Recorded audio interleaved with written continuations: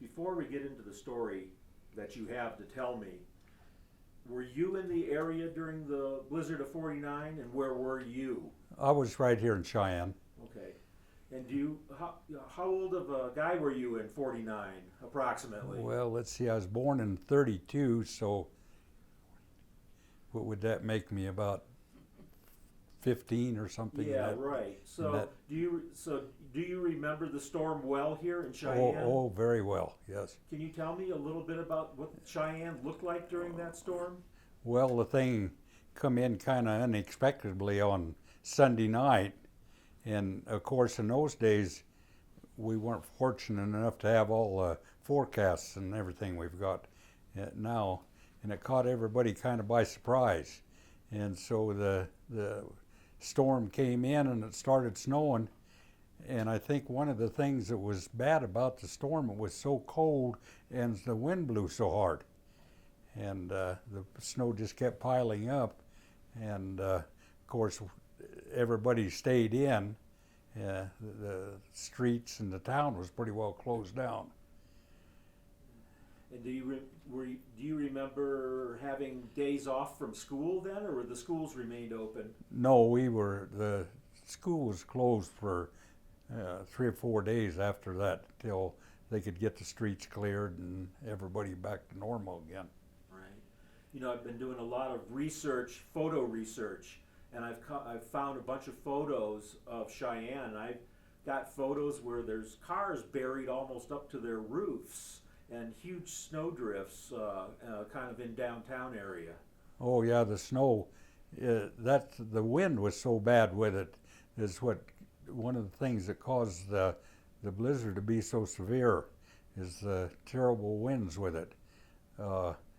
When we went down to pick up the bodies of my aunt and uncle and 2 cousins that froze to death, it was east of Rockport, south of Cheyenne at Rockport, and we found rocks up on top of the snow, and maybe it was half-inch, 3/4 inch rocks that the wind had blown up on top of the snow, and that was what was so vicious about it. Yeah, somebody showed me a picture the other day of this kind of flat, snow-covered field, and what looked like round bales of hay in it, covered with snow, but it wasn't. The wind had taken the snow and turned them into what looked like bales of hay. It was the most remarkable thing I've ever seen. Yeah, it was unbelievable, the wind. Yeah. And that was one of the things that made it so severe. Right. We were here in town, and my grandfather's homestead is west of the car turnoff on Interstate 25, and we were all worried about him because he was fairly old by himself on the homestead. Of course, in those days, we didn't have any telephone, or like now we've got all this nice communications, and we were worried about him, and he was smartest one of the bunch. He was in the house, and of course in those old places they kept the coal and stuff in the basement. Well, and the basement had an outside entrance that you had to raise a couple of trap doors to get down. Well, he was smart enough not to go outside. He just sawed a hole in the floor and went down the basement, got his coal, and he survived wonderful. He was in there where it was warm and nice. We finally got down to check on him, and we had to shovel our way in to get him out of the house. It was just tremendous snowdrifts all the way around, and the snow didn't melt real fast. And during the summer, in about July, the snow finally went away, and we found all the chickens underneath an old trailer out there that got caught in there, and they didn't survive. Oh boy. But so your grandfather actually cut a hole in the floor of his house to get down into the basement, yes, rather than go outside. Rather than to go outside. He was we thought he was pretty smart for doing that. Yeah, indeed. Yeah. I heard some people have been telling me that they got up that morning to try to go out their door, and the doors that opened outwards, they were out of luck because the snow had piled up and they couldn't get out. One guy said his dad took off the storm door as the storm was going on because he knew it opened to the outside and the other one opened to the inside, and he was able to dig out that way. Oh yeah. It was unbelievable. So you were in Cheyenne here, and did you notice as a kid, were there many military vehicles, snowplows of that nature in town, and these things called little weasels, these tracked vehicles? Or was that maybe more in the countryside? I think they were more out in the country, the rescuing people and giving them supplies and food and things. Because when you were out there in the country, you didn't get in very well for a long time. And it was when we went out to check on my grandfather, we had quite a time getting out there. We had a 4-wheel drive vehicle, and we had to go around the snowdrifts, and there was some places that was blowed fairly clean, where the wind had blown it clean. So you just had to kind of pick your way to get through the snow. Right. Weren't 4-wheel drive vehicles kind of a rarity in '49? Oh yes. Yeah. Yes. What did you have? Do you recall? It was just about. It was a Jeep, and I think it was one of the first Jeep pickups that came out. And my uncle worked for the Livestock company, and he had access to 4-wheel drive, and that's the way we got out there. Gotcha. Yeah. And so, do you know anything about the Rockport story with all the people trapped in that cafe at Rockport at all? Do you know that story? Oh yes, there was. I don't know how many people, but they were overcrowded. They got that far coming up out of Greeley, out of Colorado, and they just got stranded there. And when they went to pick I'll tell you the story about my aunt and uncle. They were visiting. They lived east of Rockport, about 4 or 5 miles, and they went to visit their neighbors, which was about 3.5 miles away, on Sunday, and they was decided to start home. And it was Sunday afternoon, and they got about 3/4 of a mile from the house, and the pickup got stuck. In those days, I think they had about a 41 or Ford pickup, something like that, and those pickups weren't very big, and they had the 2 kids and them 4 of them in there, and they got stuck.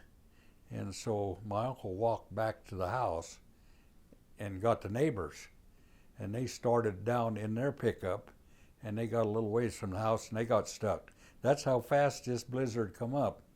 And so they decided to walk on down and get my aunt and the 2 kids. Well, they got down there, and it was so bad then that they couldn't start home.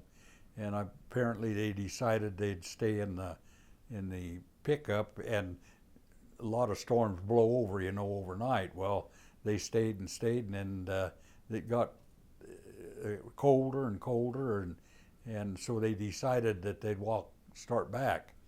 And they started walking back, and the 2 neighbors survived the walk, and they said that my aunt and uncle were trying to hold up a blanket so the kids could walk behind it, and it just didn't work, and they went, and the kids couldn't make it.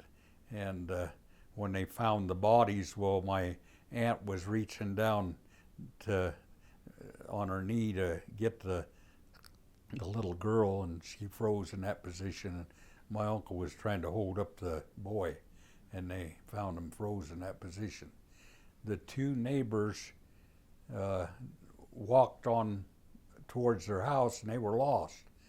And they came to this barbed wire fence that they recognized. And the dad of there's a boy and his son, and the dad, he didn't think he could make it, but they kept prodding along, and they made it back to the house. And the son, the hand froze, and it started swelling up. He couldn't hardly get in a bucket. And so they set the blizzard out there. I don't know how many days it was till it subsided, and they decided to walk to the highway, which is about 2 miles, I suppose, or a little better. And they walked out there, and he tried to flag down the car, and he flagged the car down. Of course, the people at Rockport had already moved out, and the people didn't believe him. And so finally he flagged down one that believed him, and they got a report in the Cheyenne what had happened. Excuse me. And they went down to pick up the bodies, and they had to get a Caterpillar, and they had an old wagon, iron-tired wagon, and they hooked it on and pulled it out there through the drifts and so forth, and loaded the bodies on and took them to the highway. But it was kind of a tragedy for our family to lose a whole family like that. Absolutely, yeah, absolutely. That's just such a sad story. Yeah. What else? So your family was involved in ranching? Yes. Some? Yes. What about, were there, did your family or neighbors lose a lot of livestock during the blizzard? Yes, I think that my grandfather, he had sheep, and he lost quite a few sheep. And the sheep would get they'd drift until they hit a fence, and that's where you'd find them, just balled up at a fence. And there was a lot of livestock lost in that blizzard, and a lot of wild game lost in that blizzard. Yeah, I was just talking to the guy from a guy from Game and Fish, and he said the antelope really took it hard over by Red Desert. Mm-hmm.